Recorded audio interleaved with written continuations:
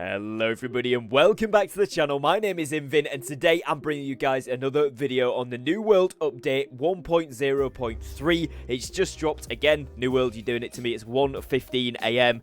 Just finishing my final dungeon run of the evening and we get this update dropped in first. I wanted to bring you guys a video as soon as it drops, obviously to keep you all in the loop as quick as physically possible, so bear with me. Again, I'm going to read through kind of the patch notes, go over some important stuff. I have had a quick flick through this one, some juicy stuff. As you can see on the screen there, the main thing here being the server transfer details, but some other really good fixes as well that it's about time that we saw, and I'm really happy to see in here. So I'm going to flick through it properly now, read it through for you guys. And one certainly massive thing is going to be changes that they've made to the tier 5 reagents, or in general, just the amount that dropped from crafting reagents, so we'll get into that as well. So firstly here, it says New World Update 1.0.3 will release at 10 PM PT or 5 AM UTC on October 19th. Well, for me, it is already October 20th. This will be around 5-6 AM for me, so any of the UK guys, we've got about 4 or 5 hours, and same for, you know, around the world, but 4 or 5 hours after the video goes live, and then you're going to start to see this update roll out. Now that's going to be important because I'll mention it later on.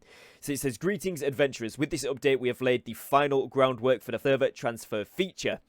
We've also included a swath of bug fixes, thanks to all those who helped us track these down through the reports on the official New World forums. Before we dive into detail on exactly how the server transfer system works, our plan to roll it out across all regions, and our list of bug fixes, we wanted to thank everyone who has supported New World in our first few weeks after launch. To show our appreciation for your patience, we are granting all players the Stoic in-game title. This title is meant to thank all those, as the title description states, showed solid resolve in the face of epic wait times, which I think is a very cool addition. I do like this a lot. The title will automatically be granted to you and your character, and you can equip it by navigating to the character menu, selecting the bio tab, and selecting change in the title section of the screen. It may take up to a day for the Stoic title to appear in the list of available titles. Very cool. I really like this. They're acknowledging, they're kind of making almost a little meme, a little joke out of the waiting times, which, you know, is, as far as MMO launches go, this isn't even too bad. There's been a lot worse in my previous history of games I've played, so to kind of make something funny out of it and do that is a really nice touch from Amazon Games, so really cool. We've also added the Waiting Emote into the in-game store for free as an additional thank you. To claim the emote, navigate to the in-game store and select the Emotes tab, where you'll find the Waiting Emote available for free. Emotes are account bound, so you'll only need to claim it once on your Steam account, even if you have 2 characters. So that again is really good. Really cool little thing. You know, you've got the Waiting Emote, and actually if I scroll down here, you guys will be able to see it. Let's just play this video for you all.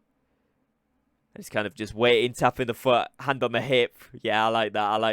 And it'll be cool in game as well when you're waiting for people to hurry up and do something. You can kind of pull out the emote. So I like it. It's functional, and it's a bit of a meme towards the wait times, which is very cool. So much appreciated from Amazon Game Studio for actually having a bit of sense of humour with it, which is nice, which is very good from a game dev company. So, moving into it, obviously Spotlight being the character server transfers. This is going to be the big bulk of it. So it says, whilst we want everyone to find their long-term home in Eternum as soon as possible, we also want to ensure that the process is safe and ready for everyone to use. We've been hard at work on the feature and testing for the past 2 weeks, but because this feature is brand new, and we have decided to take a safe, incremental approach to rolling out the transfers to all players. When all worlds are back online from downtime, our plan is to monitor the framework we created without turning transfers on immediately. Once we have confirmed that the framework holds up to scale, we will turn on character transfer service in the Utopia world first in the AP Southeast region. We will closely monitor the transfers in this world, and if anything out of the ordinary occurs, our team will need to make manual interventions. If all goes well, we will turn on the rest of the AP Southeast region and continue monitoring. If after 8 hours our team hasn't discovered any issues, we will fully deploy the character server transfers to the other regions.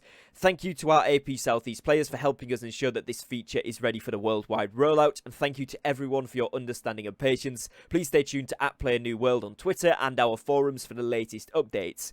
So, They're going to be starting off on a small scale. If you are in AP Southeast or any of those Australian players there, you guys are going to see this first. Your servers will be kind of first-hand experience this. You'll get the first option at it, and the rest of the world will start to see this roll out. Probably, I would recommend probably half a day to a day after the update goes live. So somewhere on the 20th to the 21st of October is probably when this is going to hit large scale, and I would imagine that they will give us an update when that does go live for everybody. So again, if that is updated, I will bring you guys an update video on that so you're kind of ahead of the curve with it. But yeah, that's pretty interesting. It's showing you here again a little video of how this works. So I'm just going to play this through for you guys so you kind of know, and obviously for myself as well. So it says you go into the store here, click on the store. World Transfer tab is at the bottom, so you click on that one. World Transfer single use for free. Go on to that and then click purchase. That'll then pop up and it shows you which ones that you can go into. You can transfer and it'll tell you there where you can transfer to. So you select the world, click on it, and then it tells you what the requirements are here. So let's just read those. It says you must remain in the sanctuary, settlement, outpost, shrine, or watchtower before transferring. You cannot belong to a company before transferring. You cannot have active trading post, buy/sell orders before transferring. What you will not transfer, your friends list will not carry over, which seems to be the only thing, which isn't bad at all, but just so you guys know that. And then you just click confirm transfer, and that's it. So that's where we're up to with that one. It says, enjoy your new home in Eternum. So how do I transfer the character? We kind of went through it there, but I'm going to read out the text that they've put with this as well. So this says, you will need to log into your character, which means waiting in any applicable queues. There will be a new tab in the in-game store where you can do this. Then you need to leave your company. You will need to remove any trading posts, auctions, and you must be in a sanctuary like we just read out. What will you keep when you transfer? So you'll keep character progression, levels, weapon mastery, and titles, etc. You will keep your inventory and storage, all of your currency. So I'm assuming that means both gold and any marks of fortune that you do have. You will keep your houses and housing decorations, and you will keep all of your quest progress. So pretty much everything. What you will not keep is your company membership, active trading posts, sell orders, and also your friends list. So those are the only things that you're going to lose. Overall, not a bad deal at all if you do want to join it with some of your friends. Maybe they've started playing since the service was released, or you join different ones to try and work out a plan.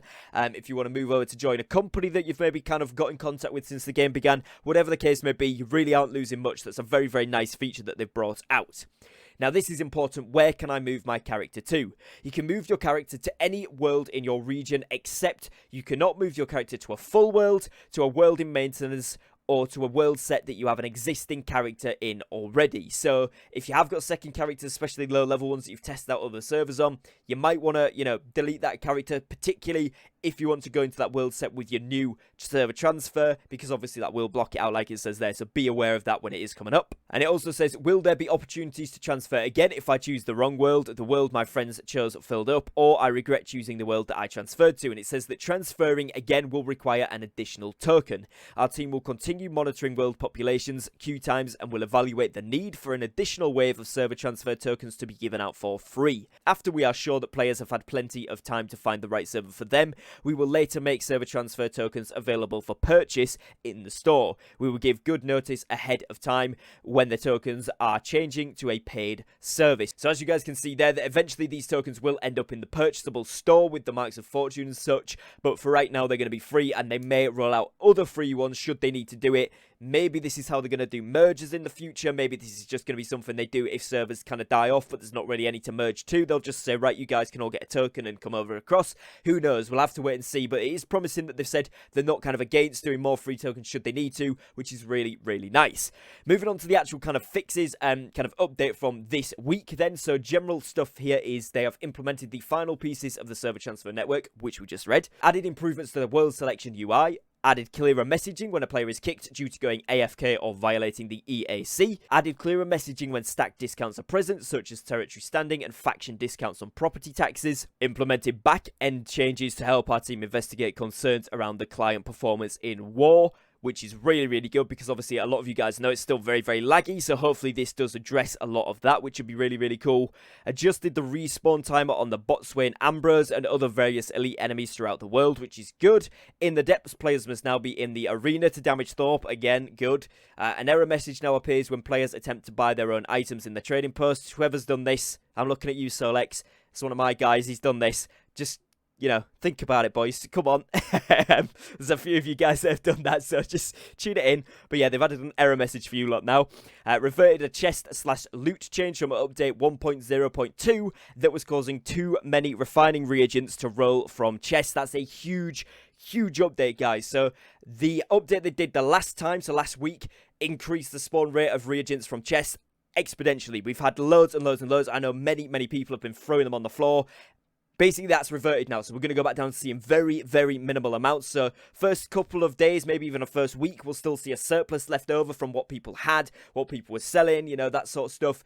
After that, we're going to see it go right back down there to that real expensive kind of nature of these tier 5 reagents, kind of any tier 5, tier 4 materials that require those refining stuff to be used.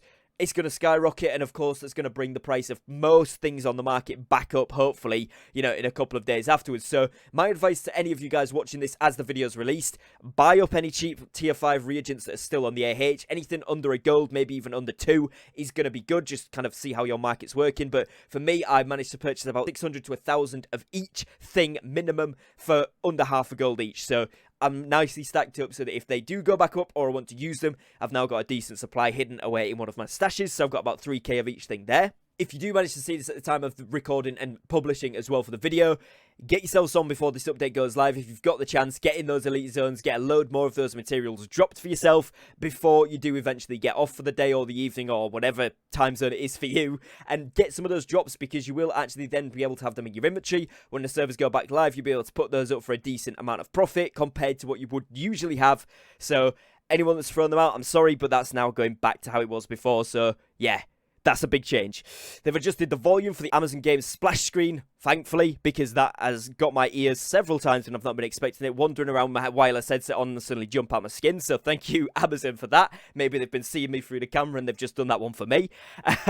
Armor is limited to 1 skill perk per piece. There was a rare occasion where some were spawning with 2, and that's things like things that affect your gravity well, or your splash of light, or something like that, which affects one of your active skills. Some of these armor pieces were spawning with 2 perks on basically for those active skills. Now that's not the case, it's now 1. They've added general performance improvements for visual artifacts and graphics settings. Dyes are now removed from the items upon trade with a warning message present, and the time to declare wartime, it now visually pauses to make it clear when an invasion is imminent but not yet scheduled. Territory remains in a conflict state after invasions, and war can be declared. So good, very good for influence pushing, because especially now it's harder, that's a lot nicer to have. You know, we're not getting reset by invasions. Good stuff. So bug fixes next then, guys. So bug fixes, fixed an issue with tier 4 and 5 Azoth staffs. Go ahead and close those high level portals. Thank you. That is a massive one. Any of you guys that have been at 60 for a couple of weeks now, like myself, or a week and a bit, we can finally do those tier 5 Azoth portals. We can get that good Azoth in from closing them. We can get the good loot from it. And, of course, we can get that high-level corrupted silver. Thankfully, that is going to be amazing. So make sure you get on that as soon as they do reopen. Fixed an issue causing the abandoning event notification to persist. Hopefully. Well, I mean, we had this last time and it still was there. So fingers crossed now we've got rid of that. Fixed the housing UI issue. The UI will now correctly show the property taxes are subject to and the full price of the home, and not impacted by the first home buyer discount. Fixed an issue where early game spawning, the watchtower respawn point is replaced by a settlement after it has been discovered. Players no longer incorrectly spawn at a watchtower after selecting to respawn at a settlement. Fixed various localization issues throughout the game. Fixed an issue where not all items for town boards were consumed when completing the mission. Resolved login errors that prevented players from accessing their character. Fixed an issue that caused arena keys to be not dropped as intended. This is really big. Again, for anyone that's at the end game, really cool, really big thing to change. We should now start to see a lot more of those kind of crafting materials for those arena keys starting to drop, which is really good. Fixed an issue that caused the runic bear armor skin to not be appropriately dyed during wars. Again, not blue or not red, which was happening still. So again, that's been fixed, which is good. Fixed pet placement issues. Pets placed in otherwise empty house would now remain in the home after the player logs out instead of returning to the player's inventory. Good. AP Southeast servers now display the correct time zone in game. Fixed an issue with titles, player titles, and achievements now appear as intended, and the achievement tab properly updates when a new achievement is earned. Fantastic. This is very annoying, so that's really, really good. Fixed an issue that caused company invites to persist after a decline or an accept, and fixed an issue that caused Rajar to spawn stack forever. One big cat at a time, please. Yes. This is very, very annoying, so I'm glad they fixed that. That was in one of the elite zones there, so thankfully, we've got that fixed, which is good. And yeah, then they've also done some speculative fixes. Now, so it says the fixes below are tentative fixes and mitigations. Our goal is to get these changes out and see if the issues persist, so we can continue working on them and address them in a future update if necessary. So kind of things that they're working on, they've kind of got some fixes in the kind of mix for, but they aren't necessarily deployed yet, or they've done something which they hope kind of combats it, but they're still looking at it. And that is worked to fix an issue where wars and invasions kicked off earlier than scheduled. Work to fix an issue where not all settlement stations upgraded as intended, where town projects are completed, and players should no longer become stuck when entering or exiting an instance. If a player reconnects and their character is dead, the respawn screen is open with respawn options available. Players who are currently stuck need to contact customer support to have their character unstuck. Interesting, but if that is you, get yourself unstuck quick time because you don't want to be stuck there for any longer. And then they just say, thanks for the support, we'll see you in a turn. So that is going to be it for the patch notes. Some big, big things there. So to summarize that for you guys, kind of the main things you need to take away from that: get on as many tier 5 reagents, particularly if you're level 60, or just get on any crafted reagents you can before the update comes along. Buy them up, go and grind them from the elite zones, whatever you need to do to get those drops or to get them into your inventory, because they are going to skyrocket in price in about a week's time. So make sure you get on top of that. Obviously, as well, if you're going to use them, now's the time to stockpile before they become much more scarce. So definitely do that. Go and buy them up. My server was already starting to buy them up as soon as this dropped, so certainly recommend that. Also, we're looking at some war fixes, which hopefully will reduce the lag overall. It'll be very, very good. And the other big thing here, of course, is going back up to the top here on the server transfer side of things. So look out for those being deployed to your server. Should be within the next day or two. Obviously, as I say, if they do then release some more information, I will bring you guys a video specifically covering that so that you're all in the loop. So make sure you subscribe so you don't miss out on that. If you've enjoyed the video, make sure you drop me a like. And if you found it useful to have this recap verbalized for you all, please do drop me a like, because it really, really does help me out. Other than that, guys, as always, thank you very much for watching. Take care and peace.